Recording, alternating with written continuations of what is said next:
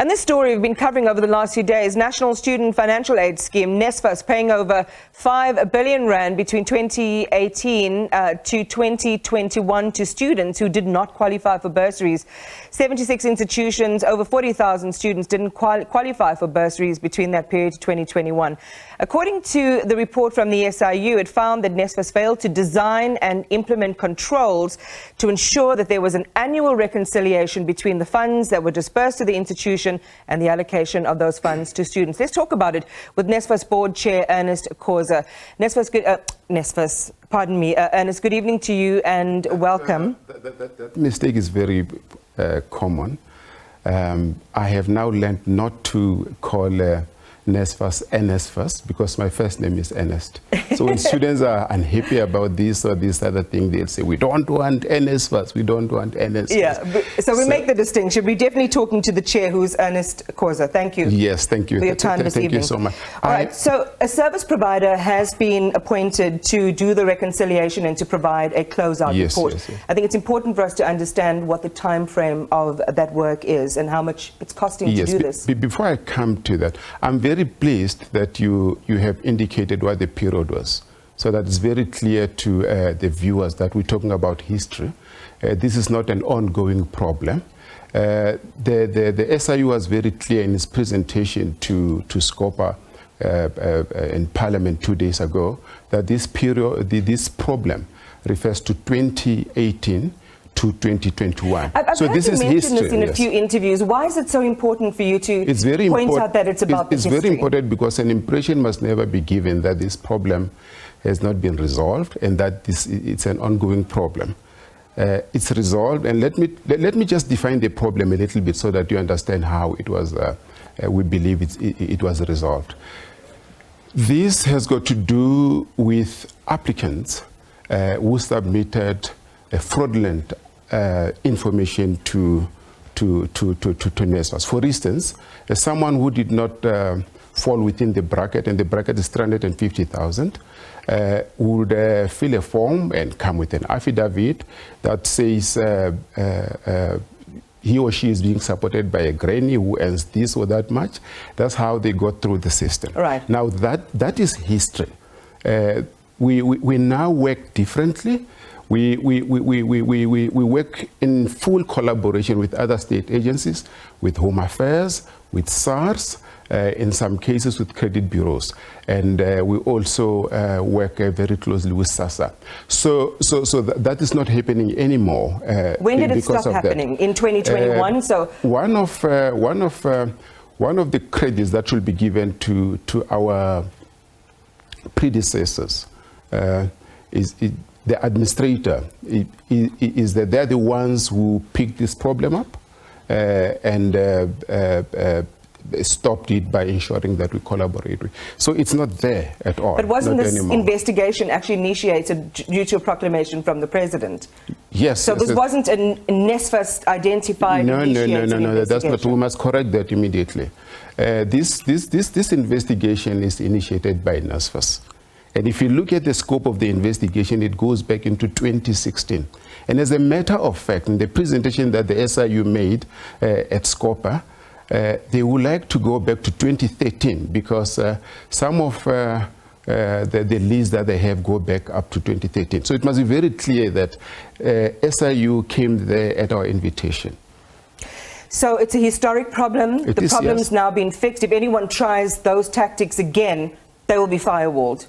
They will not be able to get it right. It's impossible, in my opinion, at this point in time. But having said, I must qualify this. Fraudsters are always 2 steps ahead. Just a few weeks ago, the whole country was amazed at how someone without a basic tertiary education was able to go out of prison walls and bamboozled all of us. Okay, so fraudsters are fraudsters. But you're not going to see it to this extent. No, not at all. All right, so let's talk about, so the history is very important for where you are right now. Yes. The entire country and people who have an interest in accountability are asking, how does this money make its way back into NSFAS coffers? So what action are you taking? Well, the first action that we took, as I indicated, is that we're collaborating with all institutions to make sure that this does not happen. But Iman, we must go a little bit further on this issue. I can see, you know, from what I'm reading and from what I'm hearing, that the comments are all about the 40,000 identified fraudsters, which in my opinion, by the way, may be more than that when the SIU investigates further. And this is fraud. This may even be perjury, because if you end up having 80,000 people who were involved in these fraudulent activities, they are accomplices. So there will be parents, there are people who signed affidavits and all sorts of things. So the question that we need to ask ourselves, beyond paying for the blood of the people who did this, and by the way, we believe that there should be consequences for the people who did this, is why did this happen? And it brings in the question of the missing middle. We'll get there in a moment, because I know, and again, having seen your interviews over the last few days, it's an issue that we have addressed somewhat in the media. What are charges going to be laid? Are people going to be identified? Let's start with what we know. And this is 40,000 plus. The SIU is going to make recommendations on what will happen to the people who are identified, and we'll take it from there. So at the moment, in terms of a recourse, we're not quite sure what retributive steps will be made. What about the money then? How does that money come back into the NSFAS coffers? We're sure that there will be consequences. And one of the first important elements of the consequences should be to recover the money. I must also emphasize that with this kind of observations as well, we do report them to the relevant authorities. So the SIU in this particular case is going to come with a blanket set of recommendations on a variety of issues on how to deal with this. Remember, the findings of the SIU are not only on the 5 billion. They have made findings on universities that have got money that should come to NSFAS. You'll remember that the SIU has thus far collected 38 million rands from an institution where the money was supposed to. So there's a number of recommendations that we make. Another recommendation has got to do with accommodation as well. And that is a separate issue on its own about who is benefiting on the other side in terms of those disbursements with regard to the residences, as far as I understand. Yes. But let's stick then with, as you say, this couldn't have happened on its own. These students would have been assisted either through their own extended circle and network, but also through the potential involvement of NSFAS officials. Would you agree with that? Is that what your preliminary investigation I must make a very strong point here.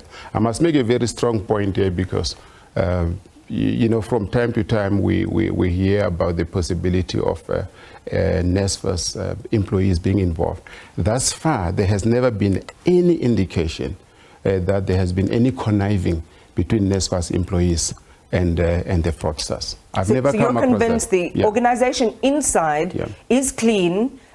These students and their enablement network just simply outwitted the system. Until we've got evidence to the contrary. And I must say we have got a management that is committed to its work, that is working very hard to ensure that these kind of things don't happen. We also have a board that is very competent. Half of the board are former student leaders, some of which were even in the Fees Must Fall movement. And they are keen to see this organization succeed.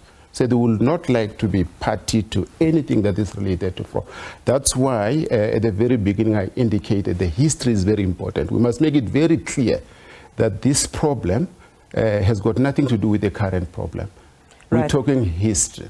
Ernest Khosa, thank you very much for your time tonight. The NSFAS board chair. It's a story we will continue to watch as accountability is sought from the students who enabled this to happen or who made it happen according to the investigation in NSFAS.